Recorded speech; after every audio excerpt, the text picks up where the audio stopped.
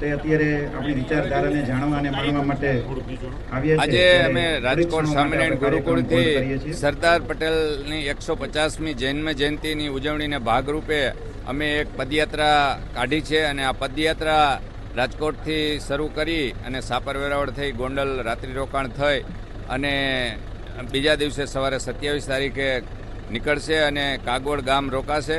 28 તારીખે સવારે કાગવડ મંદિરે જશે અને રસ્તામાં અલગ અલગ જગ્યાએ ખૂબ મોટી સંખ્યામાં ટ્રેડિશનલ ડ્રેસમાં પોતપોતાના પહેરવેશમાં અન્ય સમાજની સાથે બધા સન્માન પણ સરદાર સાહેબના કરવાના છે।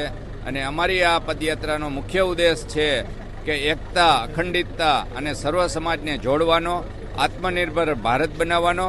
દેશના આદરણીય વડાપ્રધાન નરેન્દ્રભાઈ મોદીનું સ્વપ્ન છે કે વિકસિત ભારત બનાવવામાં, ત્યારે અમે આ સ્વદેશી અપનાવો, હર ઘર સ્વદેશી, ઘર ઘર સ્વદેશીના નારા, સરદાર વલ્લભભાઈ પટેલની જન્મજયંતિની ઉજવણીનો ભાગ અને એકતાની અખંડ ભારતને બનાવવા માટેનું જે આપણું સરદાર વલ્લભભાઈ પટેલનું સપનું હતું એને પુનર્જીવિત કરવા અને યુવાનોમાં સરદાર સાહેબના વિચારો આવે, સ્વદેશી અપનાવતા લોકો થાય, એના માટેનું અમારું આ એક આયોજન છે।